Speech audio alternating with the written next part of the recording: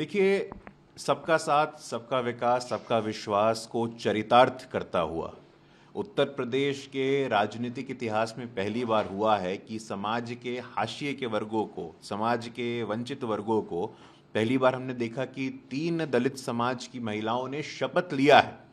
बेबी रानी मौर्य जी हों, गुलाब देवी जी हों, विजय लक्ष्मी गौतम जी हों, ऐसा इतिहास में पहली बार हुआ है। तो हम सबको राजनीतिक अंतर से ऊपर उठ करके इसका स्वागत करना चाहिए। अति पिछड़ा वर्ग से हमने देखा है कि बड़ी मात्रा में प्रतिनिधित्व दिया गया है, पसमानदा समाज से प्रतिनिधित्व दानिश जी को मंत्री बना करके दिया गया है। तो लगातार जैसा कि हमारा नेतृत्व कहता आया है, वो चाहे मोदी जी ने सबका साथ सबका विकास का नारा दिया या योगी जी ने सबको साथ लेकर के चलने की बात कही, तो आज हमने सबका साथ इन एक्शन देखा है और आगे भी उत्तर प्रदेश की 23 करोड़ जनता के बिहाफ पे हम उनकी आवाज को बुलंद करते रहेंगे, हम उनके विकास का काम करते रहेंगे। अखिलेश यादव कहते हैं कि समाजवादी पार्टी के बनाए गए स्टेडियम में आपने शपथ ली, आपको बहुत बधाई, जनता के लिए काम करें। अब देखिए, अखिलेश यादव जी को मैं तो अखिलेश यादव जी से आयु में और अनुभव में बहुत छोटा हूं, लेकिन राजनीतिक शुचिता की कमी है। अखिलेश यादव जी के पिताजी होते मुलायम सिंह यादव जी, जब स्वयं उत्तर प्रदेश के माननीय मुख्यमंत्री योगी आदित्यनाथ जी ने आपको फोन करके आमंत्रण दिया, तो ये पॉलिटिकल कर्टसी होती है कि आपको शपथ ग्रहण में आना चाहिए था। यही अंतर है मुलायम सिंह यादव जी में और अखिलेश यादव जी में, कि अखिलेश यादव जी कभी भी मुलायम सिंह यादव जी के पुत्र तो हो सकते हैं, लेकिन उनकी परछाई तक नहीं है। आप उनके पसने के बराबर नहीं है, क्योंकि जो उनका राजनीतिक कद है, जो उनकी राजनीतिक समझ है, जो उनकी राजनीतिक शुचिता है, वो आपसे कहीं अधिक है।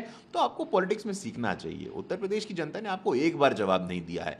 आप कभी कांग्रेस की गोद में बैठ जाते हैं, कभी आप बहन जी के पास चले जाते हैं, कभी आप आरएलडी के साथ गठबंधन कर लेते हैं। तो किसी के साथ भी चले जाइए, जो आपका चाल चेहरा चरित्र है, जो आपकी नियति है, जो आपका नियत है, ये उत्तर प्रदेश की जनता ने देखा है। और आज भी जिस प्रकार से आपने एक ना आकर के अपने अहंकार और दम का परिचय दिया है, ये बहुत ही दुर्भाग्यपूर्ण है। जगदीप धनखड़ ने ममता बनर्जी को टारगेट देते हुए कहा कि ये कैसे संभव है कि एक राज्य के मुख्यमंत्री और गवर्नर सार्वजनिक रूप से लड़ सकते हैं।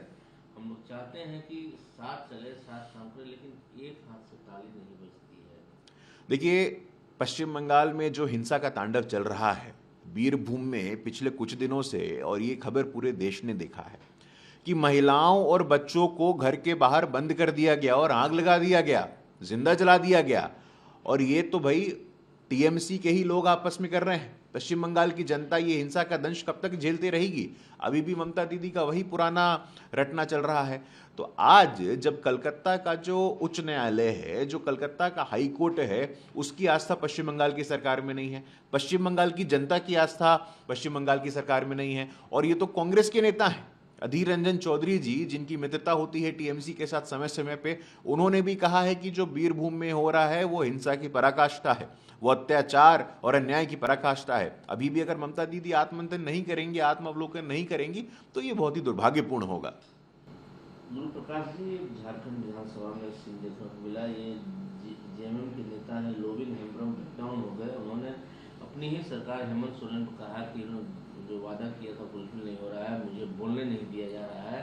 इस बजट सेशन में मैंने केवल एक बार बोला है, ये काफी दर्द है।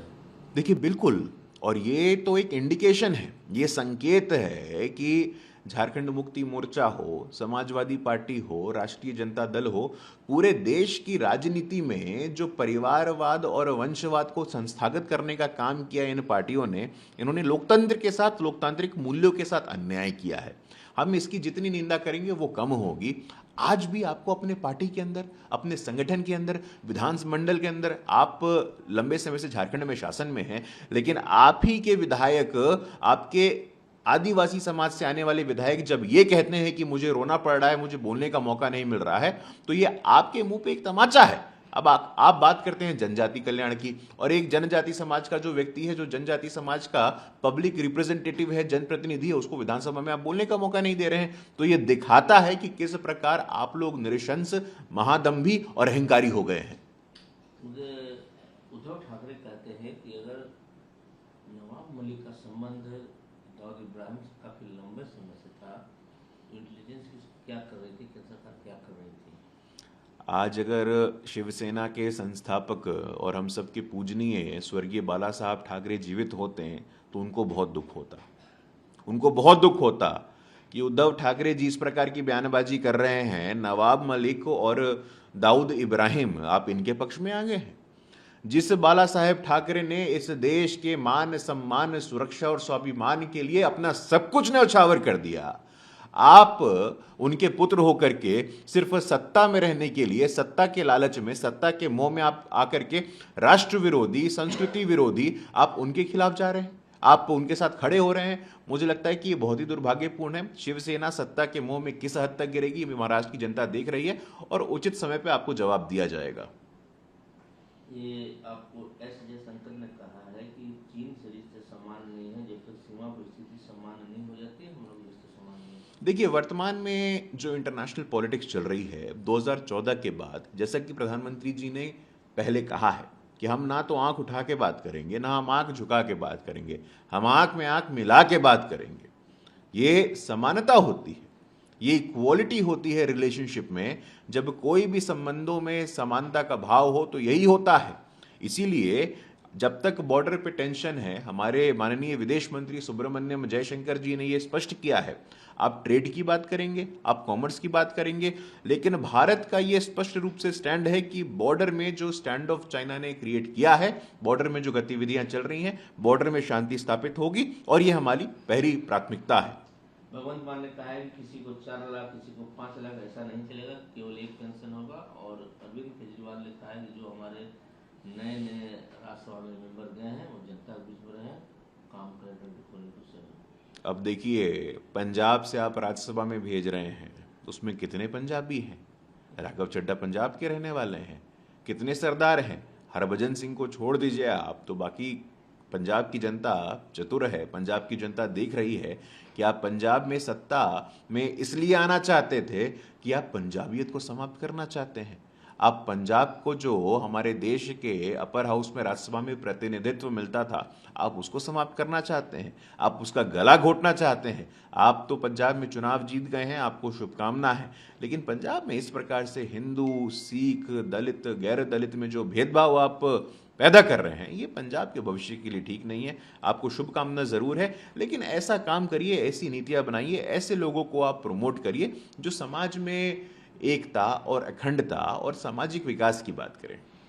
ये बात होती है कि मनीष सिसोदिया ने कहा है कि संविधान में आज विधेयक लाया गया, उसका पर्पस यही था कि एमसीडी चुनाव को रोकना, एक पार्टी बढ़ रही है उसको रोकना। अरे भाई, कोर्ट में जाइए ना, हद करते हैं। मतलब मनीष सिसोदिया जी, आप तो मतलब समझदार हैं, परिपक्व नेता हैं। यदि आपको लगता है कि संविधान के संगत नहीं है तो कोर्ट है ना, कोर्ट का विकल्प है, आप जाइए कोर्ट में ये प्रश्न उठाइए। कोर्ट में आपके पास यदि कोई तार्किक आधार है, कोई तथ्यात्मक बात है, तो आप सामने रखिए कोर्ट की पृष्ठभूमि में। आप बयानबाजी करते हैं। एमसीडी का बाइफरकेशन कब हुआ था? अभी 10 वर्ष पहले हुआ था, उसके पहले तो एमसीडी एक ही हुआ करता था। तो प्रशासनिक एफिशिएंसी के लिए, एडमिनिस्ट्रेटिव एफिशिएंसी के लिए यदि केंद्र सरकार कोई कदम उठा रही है तो सिर्फ विरोध करने के लिए विरोध करना क्या?